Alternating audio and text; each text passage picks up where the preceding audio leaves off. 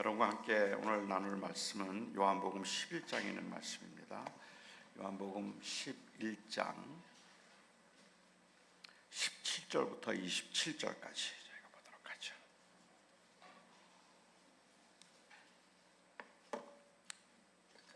제가 여러분들에게 봉독해 드릴게요. 요한복음 11장 17절 하나님의 말씀입니다. 예수께서 와서 보시니 나사로가 무덤에 있은지 이미 나으리라. 베다니는 예루살렘에서 가깝기가 한 오리쯤 되매 많은 유대인이 마르다와 마리아에게 그 오라비의 일로 위문하러 왔더니 마르다는 예수께서 오신다는 말을 듣고 곧 나가 맞이하되 마리아는 집에 앉았더라.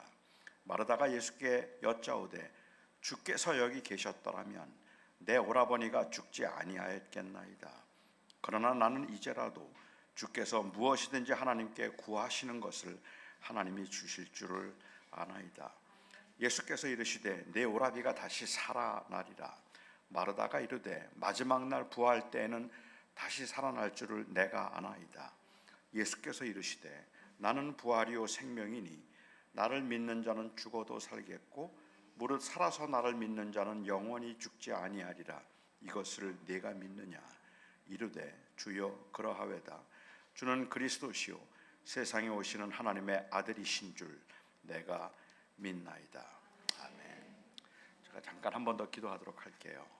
좋으신 나의 아버지 하나님, 일주일 동안의 고된 삶 그리고 피곤한 삶을 뒤로 하고 구별된 날, 구별된 시간에 오늘도 하나님 앞에 예배하기 위해서 이곳에 성도들이 모였습니다. 세상에 많은 유혹들이 있었지만 그 어떤 것도 우리의 하나님이 될 수 없었기에 오직 하나님 예수 그리스도만이 우리의 주님이심을 고백하기 위해서 이곳에 모인 성도들 오늘 예배하기 위해서 이곳에 왔습니다. 그냥 말씀을 듣기 위해서가 아니라 예배를 하기 위해서 이곳에 왔다면 간절히 기도 없는 것은 오늘 제가 하는 설교도 예배의 행위가 될 수 있게 하여 주셔서 오직 주님만 높아지게 하시고 주님만 기억되게 하여 주시옵시고 고된 인생을 또 한 주간 살아가야 할 성도들에게 그리스도의 주되심을 통한 참된 위로가 있도록 주님께서 동행하여 주시옵소서. 예수님의 이름으로 기도합니다. 아멘. 제가 한번 어느 장례식에 참석을 했는데 유족들 중에 빨간 옷을 입고 온 분들이 계셨습니다. 장례식이기는 했지만 분위기가 굉장히 밝고 그리고 조금 축제 분위기였고 그 장례식 중에 이 유족들이 아니면 거기에 모여 있는 사람들이 막 웃는 소리도 그렇게 어색하거나 불편하지 않고 아주 자연스러웠고 대부분의 사람들은 얼굴이 좀 밝았습니다. 드디어 이제 마침내 예배가 시작됐는데 찬송과 템포도 굉장히 빨랐어요. 설교 메시지도 이 희망에 가득 찬 긍정적인 메시지였습니다. 돌아가신 분이 연세가 높아서일 수도 있겠고 아니면 우리가 소위 말하는 호상이라서 그럴 수도 있겠다 생각이 되지만 이 장례식 분위기가 너무 밝고 축제 분위기인 것이 저에게는 그렇게 익숙하지는 않았습니다. 여러분은 어떠십니까? 그런 분위기가 조금 익숙하신가요? 글쎄요, 논리적으로 생각을 해보자면 이런 분위기가 오히려 우리들이 하고 있는 신앙 고백과는 조금 더 일치한다는 생각이 들지 않으십니까? 천국에 대한 확실한 소망이 우리 안에 있다면 그렇다면 죽음은 슬픔의 사건이 아니라 기쁨의 사건입니다. 물론 그 헤어짐에 대한 아쉬움 그리고 못다한 것들에 대한 미련이 남아있기는 하지만 이것은 천국의 영광과 비교가 되지 않습니다. 그러니까 논리적으로 생각한다면 그 영원한 하나님 나라에 입성하게 되는 그 죽음의 사건은 성도들에게는 기쁨의 사건이고 성도들에게는 오히려 참된 위로의 사건이지 슬픔의 사건이 되지 않습니다.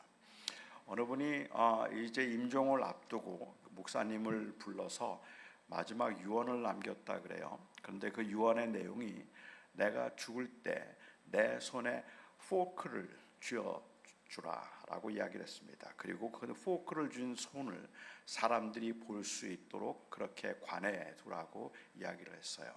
미국 장례식의 경우는, 한국은 제가 잘 모르지만 미국 장례식의 경우는 그 입관을 할 때 사람들이 다 보도록 그렇게 관을 열어놓기 때문에 이게 가능했던 거죠. 그렇게 자기가 포크를 쥐고 있는 걸 보게 해달라고 했습니다. 목사님이 좀 신기해서 물었어요. 왜 손에 포크를 쥐도록 그렇게 해야 합니까? 라고 말했더니, 식당에 가면 맛있는 음식을 먹고 난 다음에 그 다음에 이 후식이 나오는데, 이 후식과 디저트가 사실은 음식보다 더 맛있는 경우들이 있어서 내가 비록 죽지만 더 좋은 것이 나를 기다리고 있다는 것을 사람들에게 알리기 위해서 내 손에 포크를 쥐어 달라고 그렇게 말을 했다고 합니다. 우리는 신자의 죽음을 인생의 절망이라고 생각하지 않고, 죽은 후에 우리 영혼이 영원한 하나님 나라에 들어가서 안식을 시작하며 육체의 부활을 기다린다는 믿음의 고백이 있습니다. 그게 우리들의 분명한 고백입니다.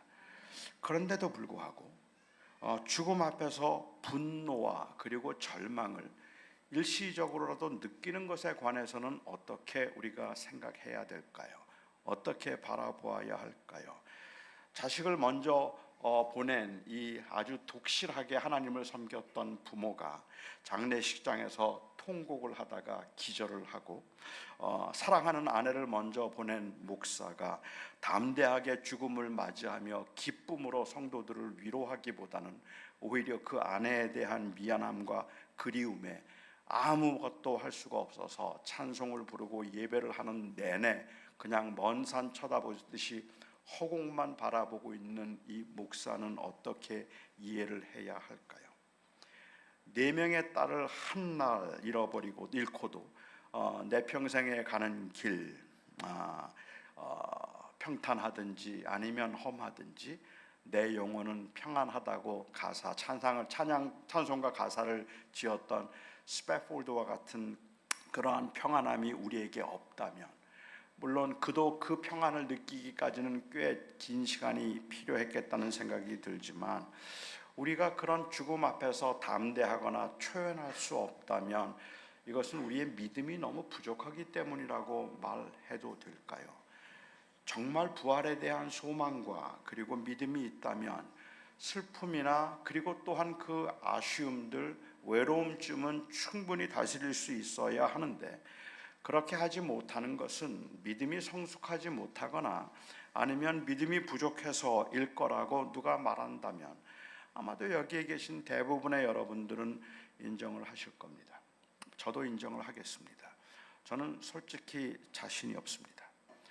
만일 사랑하는 자식이 저보다 먼저 세상을 떠난다면 저는 세상을 사는 동안에 마음 한구석에 뭔가 얹힌 것처럼 불편할 것 같은데, 아무리 기도를 하더라도 기쁨이 생기거나 아니면 그러한 슬픔과 그리움이 승화되기보다는 그냥 억지로 애를 쓰면서 그렇게 살아가는 것, 어쩌면 그냥 제가 사는 그 남은 날들은 중간중간 잊혀져서 사는 거다 싶을 만큼이나 자식을 먼저 보낸 그 슬픔을 견디기가 어렵겠다는 생각이 더 많이 듭니다.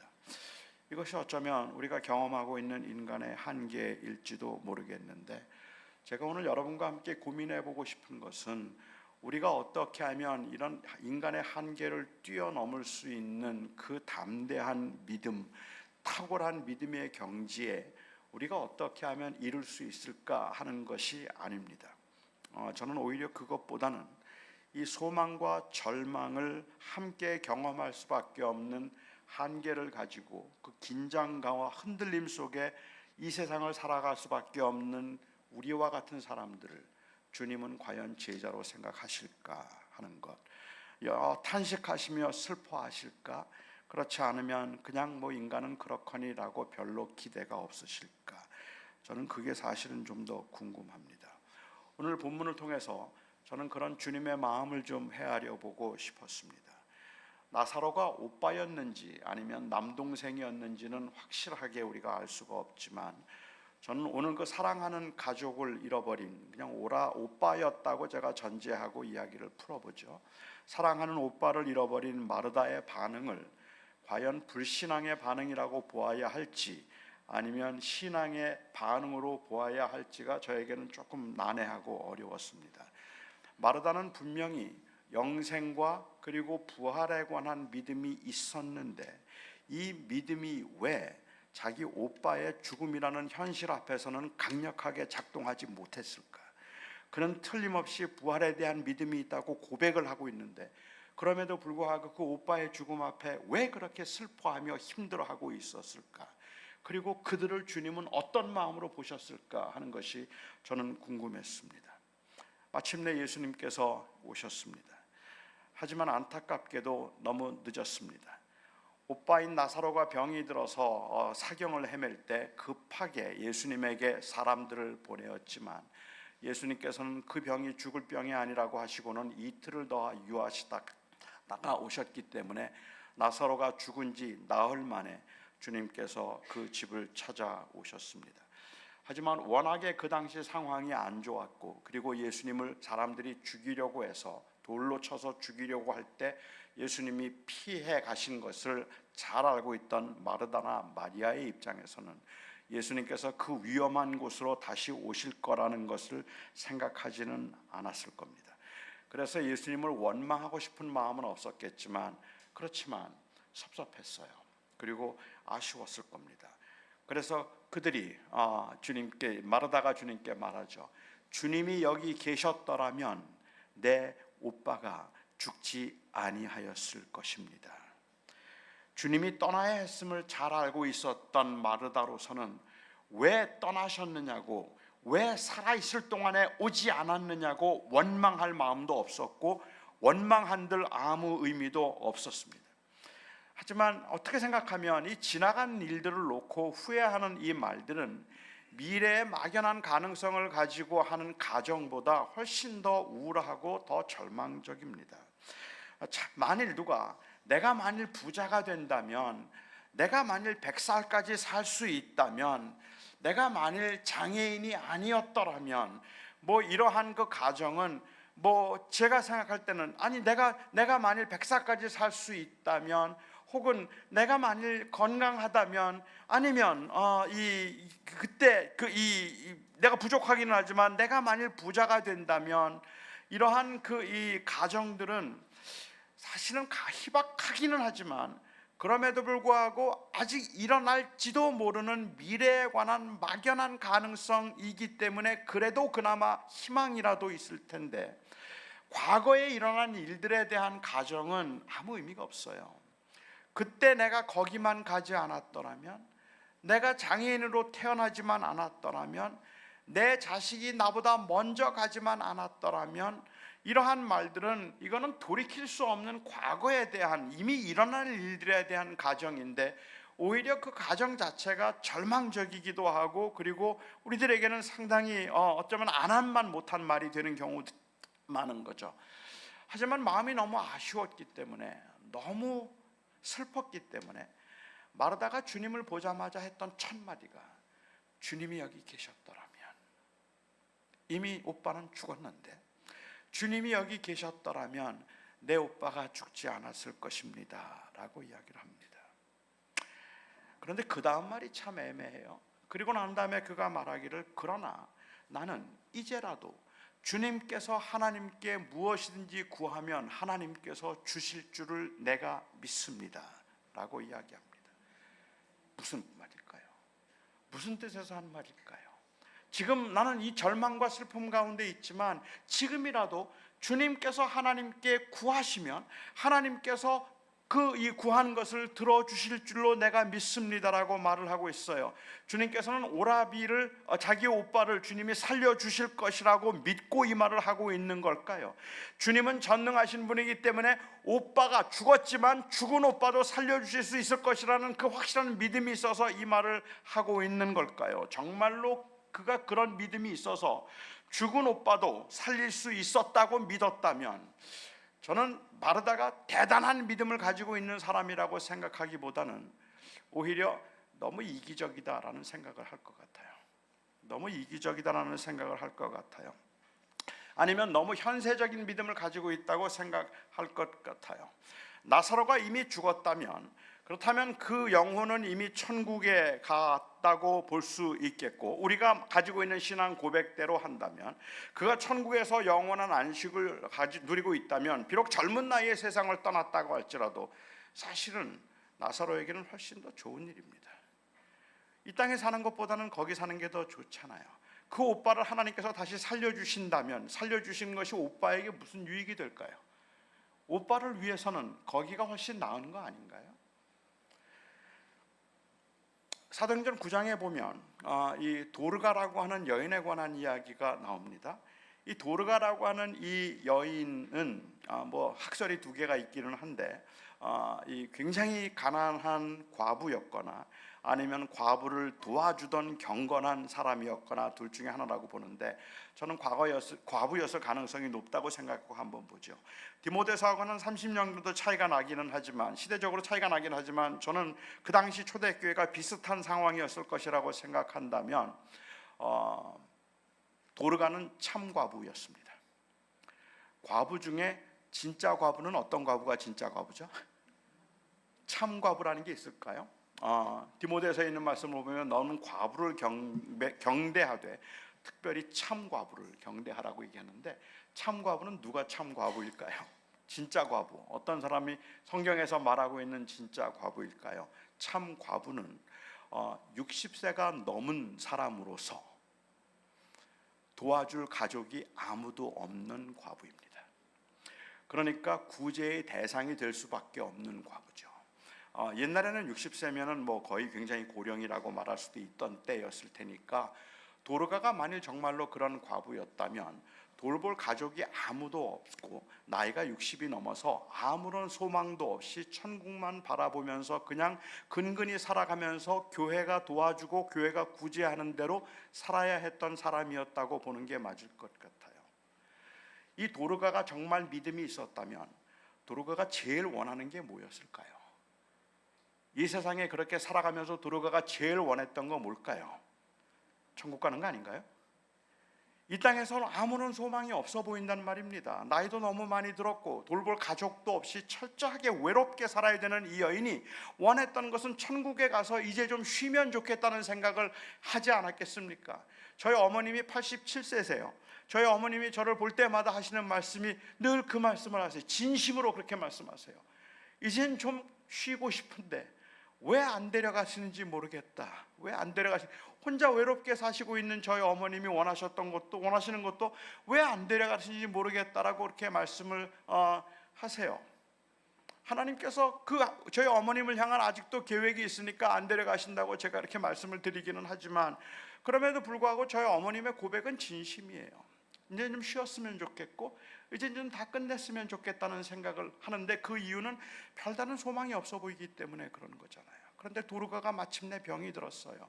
그리고 도르가가 죽었어요. 도르가가 죽었을 때 그 교회 교인들은 너무 많이 힘들어하고 아파하고 그리고 너무 그리워하는 거예요. 도르가가 워낙에 경건한 사람이었고 그리고 그 교회 안에서는 참 귀한 사람이었기 때문에 도르가가 그렇게 죽고 난 다음에 사람들은 도르가를 인하여서 슬피 울고 그리워하다가 그 옆 마을에 와 있던 베드로를 청하게 됩니다. 베드로를 청하여서 베드로를 불러놓고는 베드로에게 울면서 이야기를 하죠. 도르가가 우리에게 얼마나 귀한 사람인지, 얼마나 참으로 우리에게 필요한 사람인지, 그가 만들어서 가난한 자에게 나누어 줬던 옷들을 보여주고 그리고 그가 했던 사역들을 보여주면서 이렇게 훌륭하고 귀한 사람인데 너무 아깝게 천국으로 갔다고 그렇게 슬피 울고 있는 거예요. 그 모습을 보고 베드로가 너무 마음이 안 되어서 다 나가라고 하고는 이 죽은 도르가를 위해서 기도했습니다. 능력의 하나님께서 베드로의 기도를 들어주시고 죽었던 도르가가 다시 살아났어요. 할렐루야. 죽었던 도르가를 베드로가 다시 살리셨단 말입니다. 그런데 저는 이걸 도르가의 관점에서 한번 생각해 보고 싶은 거예요. 도르가가 평생 원했던 건 천국이에요. 너무 천국에 가고 싶어서 천국이 이제는 끝이다, 난 천국 가고 싶다는 마음으로 그 세상을 살았고, 그리고 마침내 그것에 죽어서 그 육신이 영혼이 육신을 따라서 하늘로 올라가는 겁니다. 천국 문 앞에 가는데 천국이 얼마나 영광스러운지, 천사들이 나팔을 불면서 웰컴 홈, 잘 왔다, 이제 좀 쉬어라 라고 말하는데, 그 찬양 소리, 그 영광스러움, 그 아름다움에 압도되어서 야, 정말 천국이 좋구나, 너무너무 좋아요. 이제 천국 문으로 들어가서 예수님을 만나기만 하면 돼요. 그래서 예수님을 만나기 위해서 천국 문으로 막 들어가려고 하는데 안에서 천사가 나오더니 못 들어가게 하는 거예요. 안 된대요. 아니, 내가 주님을 만나려고 여태까지 기다렸는데 왜 못 들어갑니까? 라고 이야기하니까 천사가 말하기를, 베드로의 영빨이 너무 세다, 베드로가 너무 세게 기도해서 우리가 너를 도로 살려 보내기로 했다. 그래서 도로 가라. 그래서 그 이름이 도로 간 건 아시잖아요. 도로 가라. 그래서 죽었던 영혼이 다시 육체로 들어왔어요. 그리고 눈을 떴습니다. 낯선 남자가 앉아 있습니다. 제가 한 그 각색대로 한다면 이 도르가가 눈을 뜨고 다시 살아나온 다음에 베드로를 볼 때, 나를 살려주셨군요, 나를 살려주셨군요, 내 생명의 은인이십니다, 그렇게 보았을까요? 아니면 째려봤을까요? 지금 천국에서 이제 안식을 시작하려고 했던 도르가가 다시 살아나서 몇 년 더 살았을까요? 1년? 그는 지금 부활한 게 아닙니다. 6개월?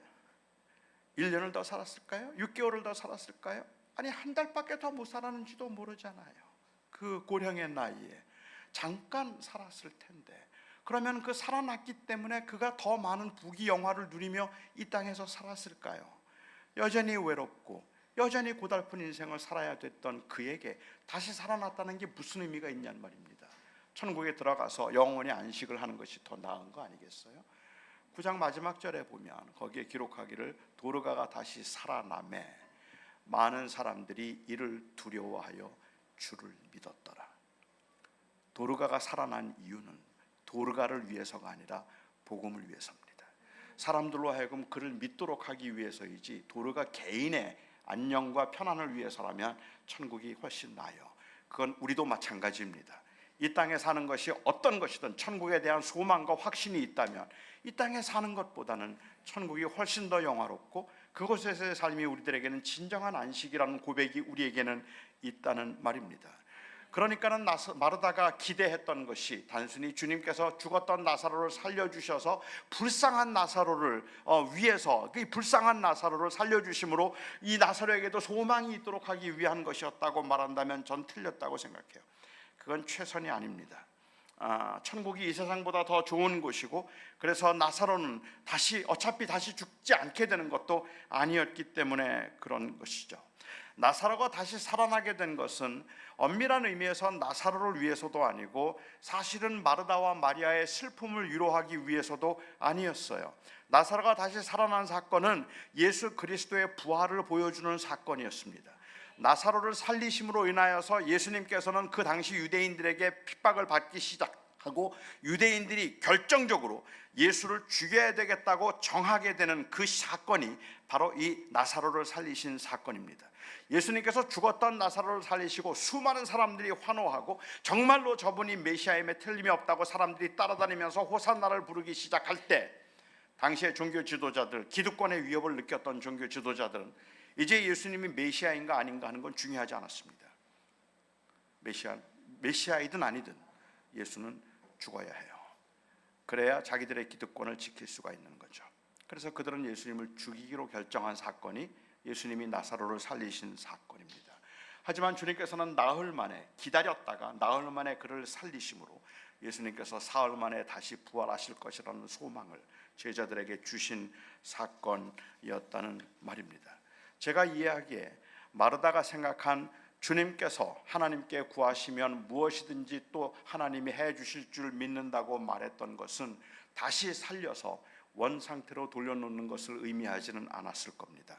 어쩌면 마르다가 기대했던 것은 너무 슬프고 너무 그립지만 하나님께서 특별한 은혜 가운데 마음에 확신을 주시고 믿음을 좀 강하게 해주시고 마음의 평화와 위로를 주시기를 기대했는지도 모르겠습니다.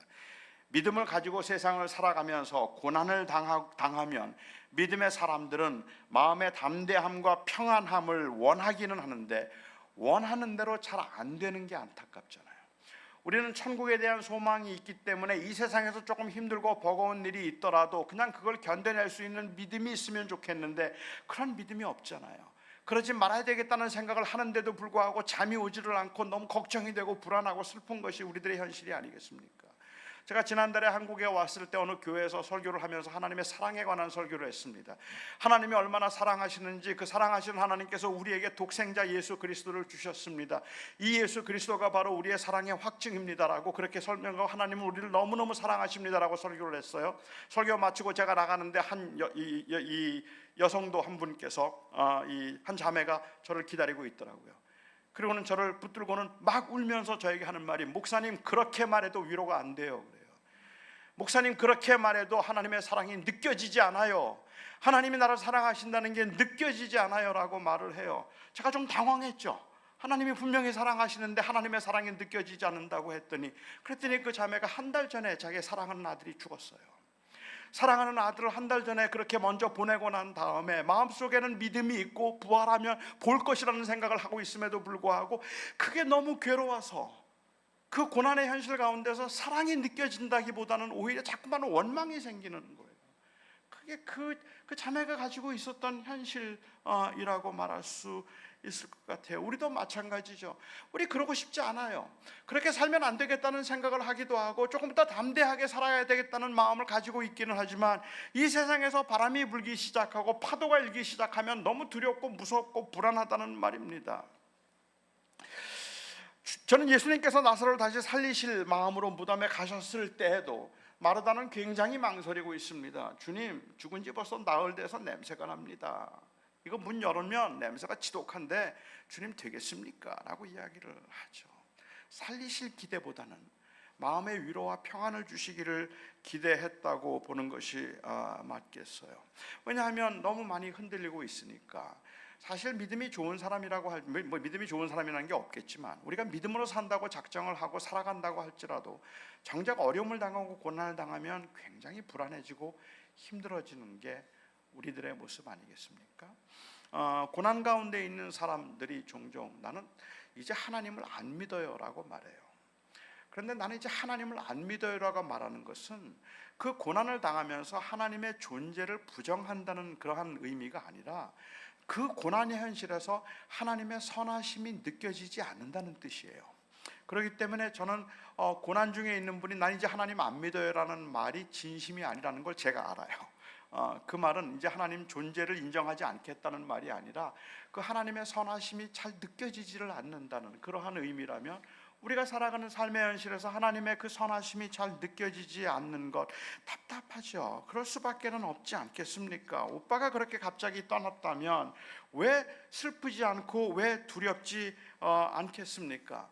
어떤 모양이든지 주님께서 그 마음을 좀 위로해 주시고 그에게 믿음을 더하시든 아니면 그에게 마음의 평안을 주시든 하나님께서 그렇게 지켜주시기를 바라는 마음이 있어서 아마도 그는 지금이라도 하나님께 구하시면 하나님께서 주실 줄 믿습니다 라고 말했을 겁니다. 그리고 주님이 말씀하시죠.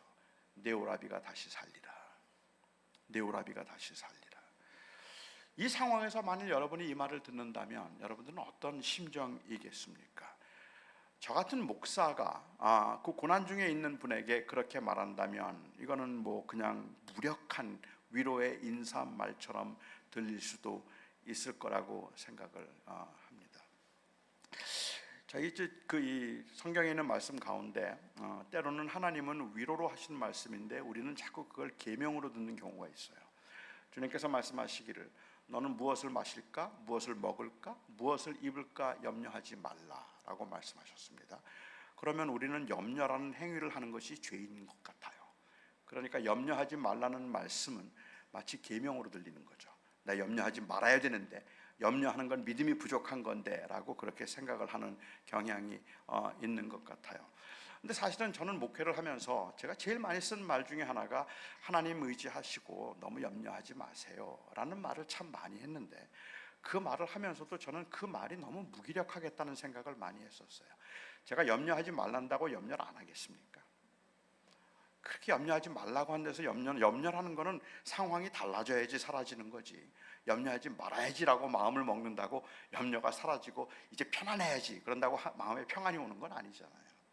한 번은 제가 이 교회 처음 나오신 분인데, 교회를 다니고 얼마 되지 않았는데 실직을 했어요.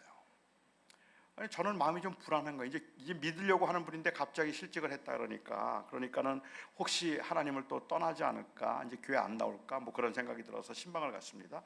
그리고 제가 그분에게 말씀을 하면서 이런저런 얘기하면서 너무 낙심하지 마세요. 너무 걱정하지 마세요. 제가 기도하겠습니다. 하나님이 도와주실 겁니다. 그렇게 얘기를 했어요. 근데 그분이 저에게 그렇게 말씀하시는, 교회 처음 나오신 분이니까 저한테 말씀하시기를, 목사님 빈말이라도 고맙습니다 그러더라고요. 그러니까 제가 그 말을 듣는데 저게 어쩌면 정직한 표현이겠구나 하는 생각이 들기는 해요. 걱정하지 말란다고 걱정이 안 되는 것도 아닐 거고, 그런 상황에서 어쩌면 네 오라비가 다시 살리라 라고 이야기를 할 때 나중에 부활하면 살게 될 거라는 것, 그 정도는 믿을 수 있을 거라고 생각을 합니다. 곧 다시 만날 테니까, 그러니까 괜찮다라는 말이 위로라고 생각한다면 글쎄요, 그게 얼마나 위로가 될 수 있을지. 마르다는 주님이 내 오라비가 다시 살리라는 이 말에 즉각적으로 반응을 합니다. 마지막 날 부활에는 다시 살 줄로 내가 아나이다. 어쩌면 주님을 신뢰하며 살아가던 마르다가 보일 수 있는 최선의 반응이었다고 생각을 합니다. 저는 부활에 주님께서 다시 오실 때 마지막 날 부활에는 다시 살 줄로 믿습니다라는 것이 우리의 고백이기도 하고, 그 고백은 틀리지 않은 고백이기는 한데, 그런데 이 고백이 힘이 없어 보이고 무기력해 보인다는 생각이 듭니다. 이 무기력해 보이는 고백, 너무 슬퍼하고 있으면서 주님 나도 알아요. 마지막 날은 부활할 거라는 거 저도 알아요. 그것이 그렇게 고백을 하고 있는 그 고백이 왠지 좀 기운이 없고 무기력해 보이는데도 불구하고 주님은 그런 마르다를 책망하지 않았다는 사실을 저는 좀 주목해 보고 싶습니다. 주님께서는 지금 이 마르다가, 주님은 이 죽은 나사로를 다시 살릴 수 있을 것이라는 강한 믿음과 확신을 가지고, 주님 우리 오빠 좀 살려주세요, 주님이라면 하실 수 있을 테니까 우리 오빠 좀 살려주세요 라고 말하지 않고, 마지막 날 부활 때는 우리 오빠가 다시 살아날 것을 나는 그거는 믿습니다 라고 그렇게 말하고 있는 이 모습에서 저는 그 고난과 그리고 그 힘든 상황에서도 여전히 주님을 바라보려고 하는 그 믿음을 저는 볼 수 있었다는 거죠. 제가 드리고 싶은 말씀은, 마르다의 고백은 사실은 좀 무기력해 보이기는 하지만 분명한 것은 그의 고백은 진실이었다는 말입니다. 지금은 너무 슬프고 아프지만 주님께서 다시 오실 때, 그리고 마지막 날에는 내 오빠가 다시 살 것, 그거는 나는 분명히 믿습니다 라는 그 고백을 하죠. 그 고백이 현실에서 얼마나 힘이 있는지 그거는 잘 모르겠지만, 저는 그런 그 마르다의 고백이 무기력해 보이기는 하더라도 진실했던 그 고백을 주님이 책망하시지 않았다고 생각해요. 왜냐하면 주님께서는 그 마르다가 그렇게 슬피 우시는 모습을 보면서 주님이 우셨어요. 여러분 이상하지 않으십니까? 이런 상황에서 눈물이 나요. 왜냐하면 예수님은 이 나사로가 죽을 것을 기다리셨고, 주님께서 다시 오셨던 이유는 죽었던 나사로를 살릴 계획을 가지고 오셨던 겁니다. 주님은 살릴 계획이 있었고, 주님에게 살릴 능력이 있었고, 주님은 지금 이제 곧 그를 살려주실 겁니다. 금방 이제 그 무덤을 막고 있는 돌을 치우고 난 다음에 죽었던 나사로에게 나사로야 나오라 하면 나사로가 일어나서 나올 것인데, 그것을 주님께서 계획하시고 준비하시고 아시는 그분인데, 마르다가 슬피 울면서 내 오라비가 마지막 날 때 부활할 것은 내가 믿습니다라고 이야기하고 있는데 주님이 우신단 말이에요. 왜 우시죠? 웃어야 되잖아요. 웃어야 되잖아요. 그렇게 슬피 우는 걸 보면서 주님께서는 그냥 웃으시면서 다시 살릴 거니까. 그런데 주님이 함께 우셨다는 겁니다. 어떤 사람들은 주님께서 우신 것이 아직까지도 예수님을 믿지 않는 바리새인들에 대한 이 안타까운 마음에서 우셨다고 말하기도 하는데, 제가 볼 때는 뭐 그렇게 볼 만한 근거는 없다고 생각해요. 이것은 이 절망, 죽음이라는 그 절망적인 실존 앞에 있는 인간을 향한 주님의 마음입니다. 주님은 우리를 도와주실 것이지만, 주님께서는 우리에게 부활을 주실 것이지만, 주님께서는 고난과 시련 가운데서도 우리를 건져 주실 것이지만, 고난 가운데 슬피 울며 좌절하고 있는 우리들을 보시고 주님은 우신단 말입니다. 그게 주님의 마음이란 말입니다. 그러니까는 우리가 진실한 고백이 있다고 할지라도 흔들리고 넘어지고 좌절하고 쓰러지는 모습들 보면서 이 멍청하고 바보 같은 인간들아, 왜 이렇게 믿음이 없는 거냐, 도대체 왜 이렇게 믿음이 없는 거냐라고 그렇게 책망하시는 분이 아니라, 오히려 주님께서는 그런 우리들을 보시면서 우리들을 함께 아파하시고 함께 우시는 분이 주님이시라는 말입니다. 19세기 초에 덴마크의 철학자였던 키엘케고르라고 하는 사람이 있습니다. 이 키엘케고르는 굉장히 경건하고 아주 엄격했던 아버지를 두고 그 집안의 막내 아들로 태어났습니다. 엄격한 기독교의 교육을 받으면서 그는 항상 그 그리스도의 고난에 관한 이야기를 귀에 못이 박히도록 들었고, 예수님의 십자가의 죽음에 관한 그 이야기를 귀에 못이 박히도록 들었습니다. 하지만 그 그리스도의 죽음과 부활에 관한 설교를 수없이 듣고 있는 그 교인들, 자기가 보고 있는 그 교인들의 그 무기력함, 그리고 그 무력함, 항상 그리스도의 부활에 관한 이야기를 하면서도 삶의 어떤 변화도 보여주지 않고 정체된 그러한 믿음으로 살아가고 있는 그 교인들을 보면서 그는 답답하다는 생각이 들었고 한심하다는 생각을 가지고 있었어요. 그래서 그는 당대의 그 신자들의 모습을 풍자하는 아주 재미있는 글을 하나 남겼습니다. 그가 남긴 글을 좀 소개하자면 이렇습니다. 교회 교인들은, 제가 여러분들을 감히 말씀드려도 될지 모르겠습니다. 교회의 교인들은 집에 있는 거위들과 같다. 이 거위들은 매 주일 뒤뚱거리면서 교회에 찾아와서 설교를 듣는다.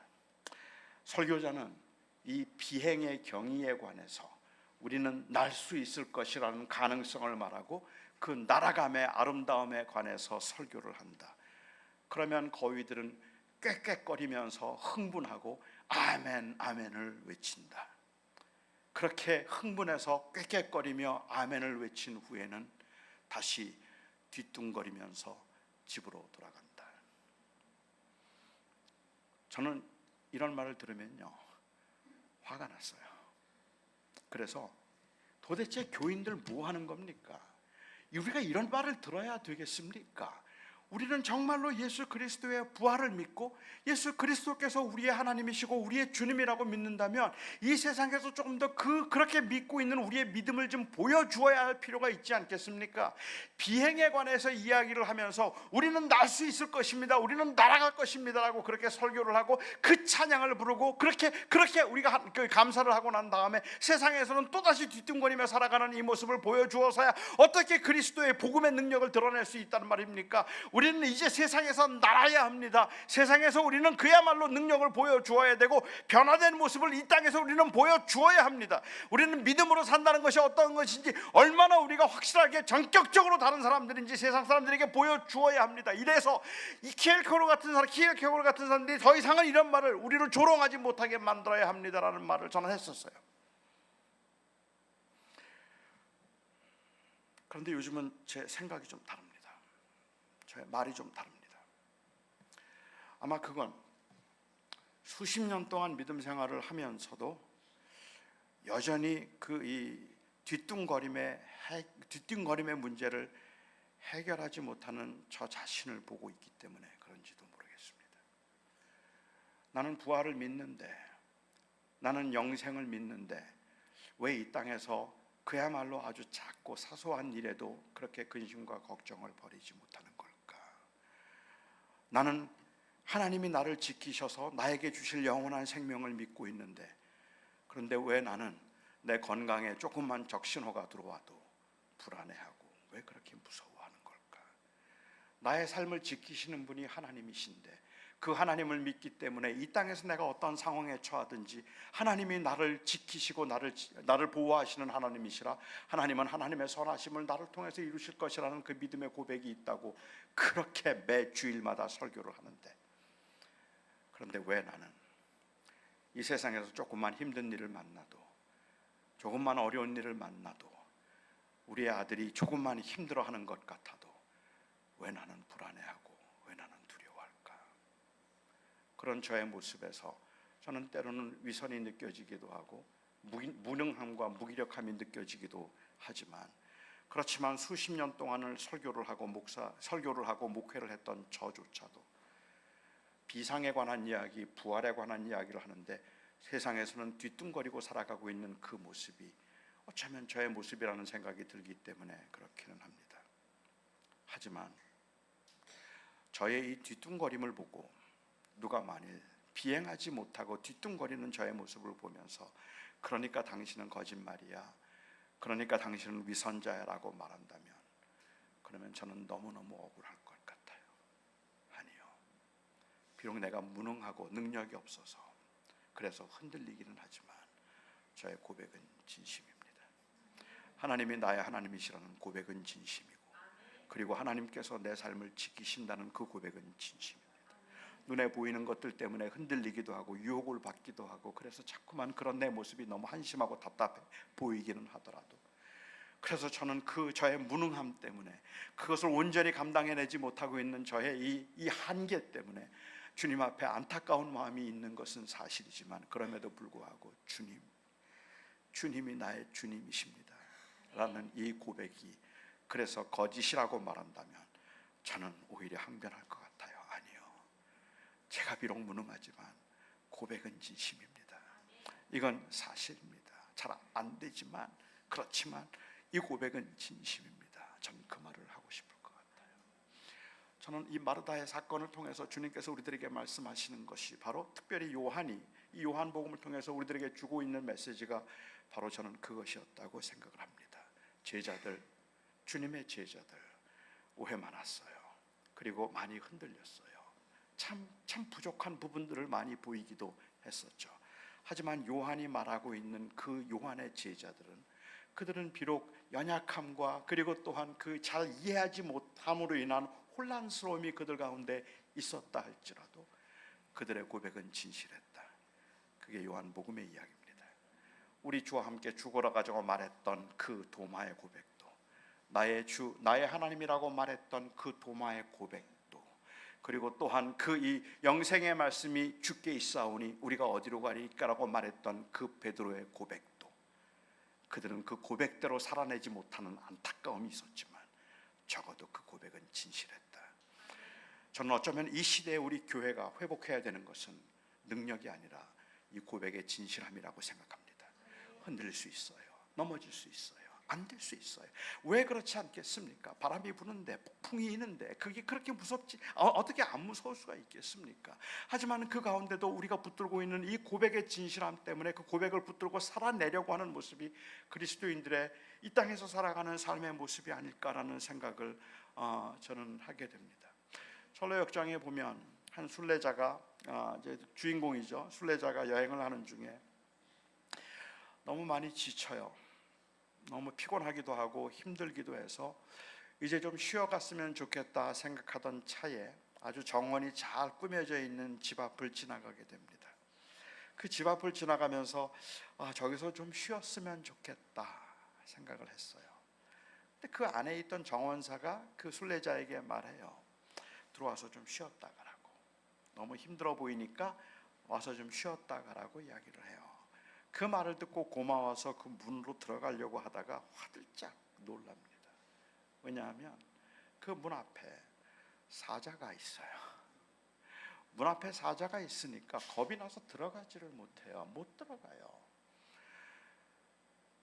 주인이 안에 있던 정원사가 이야기를 해요. 괜찮다고, 잘 보라는 거예요. 가만히 보았더니 이 사자가 목이 사슬로 묶여 있어요. 사슬로 묶여 있기 때문에 이 사자는 달려들어도 이 사람을 해할 수가 없어요. 해할 수가 없어요. 이 사자가 절대로 당신을 해하지 못할 테니까, 묶여있는 사자니까 두려워하지 말고 들어오라고 이야기를 해요. 머리로는요, 사자가 묶였다는 걸 알아요. 그 사자는 나를 해하지 못할 거라는 걸 알아요. 그런데 못 가겠어요. 너무 무서워서 겁이 나서 발을 떼지를 못해요. 그래도 용기를 내어서 괜찮으니까 오라는 말을 듣고 그 용기를 내어서 한 걸음 앞으로 다가가면 갑자기 사자가 으르렁하면, 그러면 너무 겁이 나서 뒷걸음질 치죠. 몇 번을 들어가려다 못 가고 들어가려다 못 가는 그에게 안에 있던 그 정원사가 괜찮으니까 믿음으로 오라고 이야기를 해요. 괜찮으니까 오라고. 그 말을 듣고 그야말로 두려움과 떨림 가운데 약속의 말씀 때문에 아주 조심스럽게 한 걸음 한 걸음 그 발을 내디디고 있는 그 모습이 우리들이 살아가고 있는 믿음의 여정인 거예요.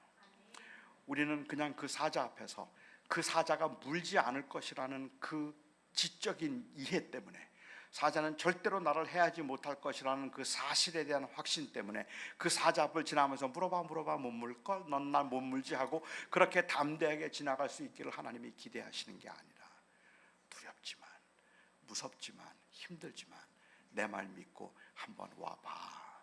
그 말씀이 염려하지 말라는 말씀이었고, 우는 사자같이 너희 대적이 우는 사자같이 두루 다니며 삼킬 자를 찾나니 너는 정신을 차리고 믿음으로 대면하라. 믿음으로 산다는 이야기는 나의 의지를 이야기하고 있는 것이 아니라 하나님이 선하시고 하나님이 나를 지키신다는 그 믿음으로 멈추지 말고 한 발짝이라도 더 뛰라고 말씀하시는 거죠. 결국 주님과의 대화는 마르다의 입에서 엄청난 고백을 하게 만들었습니다. 주여 그러하외다. 주는 그리스도시요 세상에 오시는 하나님의 아들이신 줄 내가 믿나이다. 어디서 많이 들어보던 고백 아닌가요? 마태복음 16장에 나오는 베드로의 고백입니다. 주님은 그 고백 위에 교회를 세우겠다고 하셔서 교회의 초석이 된 고백입니다. 그런데 요한은 베드로의 입에서가 아니라 바로 이 마르다의 입에서 이 교회의 초석이 된 이 고백을 하도록 합니다. 특히 오라비의 죽음 앞에서 절망과 슬픔을 감추지 못한 채 주여 주께서 여기 계셨더라면 내 오라비가 죽지 아니하였겠나이다라고 했던 그 마르다의 입을 통해서 주는 그리스도시요 살아계신 하나님의 아들이십니다 라는 이 교회의 초석이 된 고백을 하게 만들고 있다는 말입니다. 그 연약함과 두려움 가운데서 했던 그 고백이 바로 이 교회의 초석이라는 말입니다. 이것이 바로 제자들의 고백이고 이것이 바로 교회의 고백이었습니다. 주님의 제자들은 단순히 사도라는 직분과 특별한 어떤 신분에 의해서 제자가 된 것도 아니고 흔들리지 않는 완벽한 믿음을 보여줄 수 있는 자격을 갖추어서 그렇게 제자가 된 것이 아니라 연약함과 흔들림 가운데도 주님을 온전히 바라봄으로 이 고백을 붙들고 살았던 사람들, 그들이 제자들이었습니다. 저는 이 교회가 모일 때마다 바로 그 고백을 붙들어낼 수 있는 험한 세상을 살아가면서 흔들리고 지치고 낙심하고 좌절하지만, 그렇지만 우리가 모일 때마다 그 연약함으로 뒤뚱거리며 또 세상을 향해서 걸어가는 한이 있더라도 진심으로 주는 그리스도시요 살아계신 하나님의 아들이심을 내가 믿습니다 하는 그 고백을 붙들 수 있기를 바랍니다. 다시 말씀드립니다. 저는 이 시대 오늘날 교회가 회복해야 되는 것은 이 고백의 능력이 아닙니다. 우리 인간들은, 우리 연약한 인간들은 글쎄요, 제가 저를 너무 합리화시켜서 말하는 것일지도 모르겠지만 참 안 돼요. 그렇게 믿음으로 사는 게 너무 어려워요. 자꾸 흔들리고 넘어지고 조그만 일에도 낙심하고 괜찮다고 생각했다가도 그냥 또다시 섭섭한 마음, 원망이 생기고 맞아, 이게 옳은 길이야, 나 이렇게 갈 거야 라고 그렇게 다짐을 하고 그렇게 기도를 하고 하나님 그 길 가게 해달라고 말하고, 그리고 그 길을 기쁨으로 가겠다고 고백하고 그 돌아서는 그 다음 순간, 신학교 때 나보다 공부 못했던 내 동창이 큰 교회 담임 목사가 됐다는 이야기를 들으면 느닷없이 우울해지고 갑자기 내가 실패감을 느끼고 나는 뭐 하고 있는 거지? 라는 생각이 느닷없이 드는 게 제 모습이라는 말입니다. 그냥 믿음으로 살겠다, 세상에서 내가 욕심 부리지 않고 살 거야 라고 이야기를 하다가도 갑자기 생활이 어려워지거나 아니면 조금 힘든 일을 만나게 되면 믿음으로 산다는 게 뭐야 도대체 라고 불안해지는 것, 그게 우리들의 모습이란 말입니다. 우리는 그렇게 살지 않을 수 있도록 담대한 믿음을 우리 가지고 이 믿음의 능력으로 한번 살아보자 라고 그렇게 외치고 있지만, 제가 생각할 때 현대 교회가 진짜로 회복해야 되는 것이 있다면 그것은 이 고백에 따른 능력의 삶이 아니라 저는 바로 이 고백의 진실성이라고 생각합니다. 진실로, 나는 부족하지만 진실로 그리스도는, 예수는 그리스도시오, 예수가 내 생명이십니다. 진실로 그러합니다. 이 고백을 우리가 붙들 수 있을 때 그때 교회가 되는 것입니다. 주님께서는 그렇게 믿음으로 세상을 살아가도록 하기 위해서 바로 그 믿음으로, 어떤 담대하고 대단한 믿음이 아니라 흔들리는 가운데도 주님만 바라보려고 몸부림치는 그 믿음으로 이 세상을 살아가도록 하기 위해서 교회라는 공동체를 주셨고, 그 교회라는 공동체를 통해서 이 고백을 붙들고 살아내도록 하셨습니다. 교회를 교회되게 만드는 것은 성장이 아닙니다. 교회를 교회되게 만드는 것은 부흥이 아닙니다. 교회를 교회되게 만드는 것은 교인들이 일사불란하게 움직일 수 있는 조직력도 아니고 왕성한 선교 활동도 아니고 모일 때마다 감동을 줄 수 있는 설교자의 설교도 아닙니다. 교회를 교회되게 하는 것은 주는 그리스도시오, 하나님의 아들이십니다라는 이 고백의 진실함입니다. 진실로 그러합니까? 예수 그리스도가 우리의 주님이십니까? 그러면 괜찮습니다. 흔들려도 괜찮고 넘어져도 괜찮고 그리고 아파도 괜찮고, 또 우리가 그래서 이 부족함을 보인다 할지라도 저는 감히 괜찮다고 말하고 싶습니다. 이 시간 우리가 함께 예배를 하면서 이 예배 가운데 저희들 안에 여러분들이 넘어질 수 있을까 넘어지지 않을까에 관한 문제가 아니라 정말로 그 진실함으로 주님, 예수 그리스도가 나의 주님이시기에 이 주님을 붙들고 살고 싶습니다 라는 그 고백을 우리가 진실로 다시 한번 할 수 있다면 우리가 오늘 모인 이유가 저는 된다고 생각합니다. 하나님은 저희들에게 할 수 있느냐고 묻지 않으십니다. 할 수 있느냐고 묻지 않으십니다. 하나님은 우리가 할 수 없다는 걸 아시기 때문일 것 같아요. 옛사람에게 말한 바 살인하지 말라는 말을 너희가 들었거니와 나는 네게 이르노니 누구든지 형제를 미워하면 살인한 자니라. 옛사람에게 말한 바 간음하지 말라는 말은 너희가 들었거니와 나는 너희에게 이르노니 누구든지 여자를 보고 음욕을 품은 자는 간음한 자니라. 할 수 있니? 할 수 있습니까, 여러분? 주님께서 할 수 있느냐고 물으신다면 여러분 중에 누가 저는 그렇게 할 수 있습니다라고 말할 수 있는 분이 누가 있겠습니까? 아니요, 자신 없어요. 못해요. 원수를, 그냥 사람을 미워해도 살인이래요. 음욕을 품어도 그래도 그것은 간음이래요. 그걸 어떻게 하겠습니까? 아마도 우리가 할 수 있는 대답은 주님, 저 못해요. 아무리 믿음으로 살려고 해도 전 못해요. 할 수 없습니다. 그리고 주님께서 말씀하십니다. 그래서 내가 너를 위해서 죽었잖아. 그래서 내가 너를 위해서 대신했잖아. 주님께서 그래서 우리를 위해서 십자가에 죽으신 그 주님, 그 주님이 오늘 우리의 공동체 안에 또 물으십니다. 그런데 한번 해볼래? 할 수 없지만 그 은혜 때문에 한번 해볼게요 라는 고백을 하고 싶은 것이 우리들입니다. 그렇죠? 할 수 있느냐고 물으면 너무 무서워서 자신이 없어서 그렇게는 못 살겠는데요 라고 말하지만, 그래서 내가 너를 위해서 죽었고 그래서 내가 너의 주가 되었잖아. 그러니 그 은혜 때문에 한번 해볼래? 라고 말하면 연약하고 부족함에도 불구하고 넘어짐을 알면서도 우리가 오늘 할 수 있는 그 고백의 진실함은 주님, 해보고 싶어요. 오늘 주님께서 우리들에게 기대하시는 고백은 저는 그거라고 생각합니다. 저 할 수 있어요. 다음 주에는 제가 완전 승리해서 올게요. 아닐 겁니다. 아마 다음 주에 여러분들 이곳에 오실 때는 또 여전히 흔들린 모습과 깨진 모습을 가지고 올 겁니다. 하지만 그럼에도 불구하고 지금 우리들에게 주님께서 기대하고 계시는 것은 저는 진실함이라고 생각합니다. 주님, 정말 안 되는데 해보고 싶어요. 그게 이 교회를 가능하게 만드는 고백입니다. 주는 진심으로 그리스도시고 살아계신 하나님의 아들이십니다. 이 고백 위에 교회 세우고 싶어요. 이 고백을 붙들고 살아가는 교인들의 모습을 보고 싶어요.